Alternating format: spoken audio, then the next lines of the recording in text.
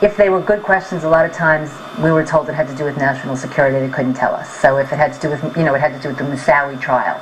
So they couldn't address the questions. And to get the standard Polito-speak from every one of these meetings was frustrating.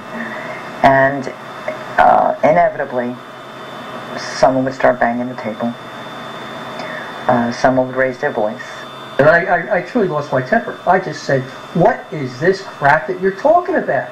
And we brought up the put options. Federal officials have begun a major investigation into whether someone, or many people, benefited financially from the evil done to the country last Tuesday. Not long before the attacks occurred, there were some financial transactions in the stock market that may indicate knowledge of the attack before it began. The week prior to 9/11, there were puts on the airlines. And it wasn't just all the airlines, it was on American and United, which meant you were betting that those airlines' stock prices would go down. The trades are called puts, and they involved at least 450,000 shares of American. But what raised the red flag is more than 80% of the orders were puts, far outnumbering call options, those betting the stock would rise. Sources say they've never seen that kind of imbalance before. After the terrorist attacks, American Airlines stock price obviously did fall. According to our sources, that translated into well over $5 million total profit for the person or persons who bet the stock would fall. One example, United Airlines. The Thursday before the attack, more than 2,000 contracts betting that the stock would go down were purchased, 90 times more in one day than in 3 weeks. When the markets reopened, United stock dropped.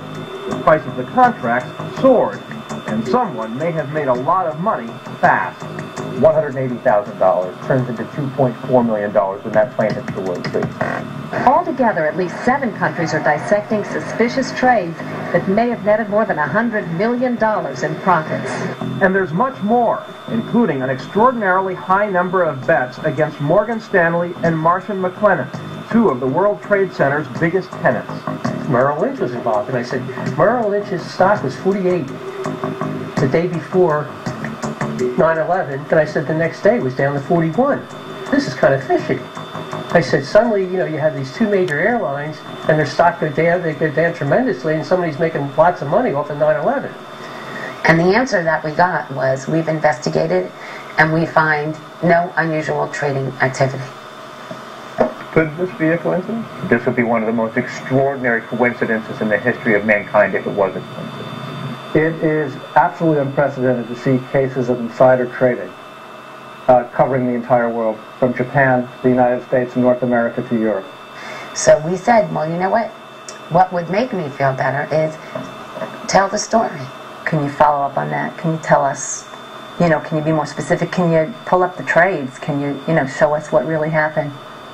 Who did those trades? Based on what research did they have that just those 2 airlines? And where is the money? And did it get dispersed? Investigators now believe that in this climate, even the most secretive banks will hand over information to expose the most devious kind of insider trading. Sources say U.S. investigators are making headway in tracking down suspicious stock trades made just before the attacks. We can directly work backwards from the trade on the floor of the Chicago Board's Option Exchange. That trader is linked to a brokerage firm. That brokerage firm received the order to buy that put option from either someone within their own brokerage firm speculating or from one of their customers. Do we know who performed those trades? Yes. Can we have that information? No. And he said, well, this is disinformation. I said, what are you talking about, disinformation? We know this happened. And then he just drops it, just like that. Well, you're asking me to go on faith that, that's the truth. Hard to go on faith when I feel that I've been failed and not told the truth. They weren't really forthcoming and truthful with us. And you'd leave there as frustrated as you left every other meeting. And, this was meeting after meeting, it didn't matter with who.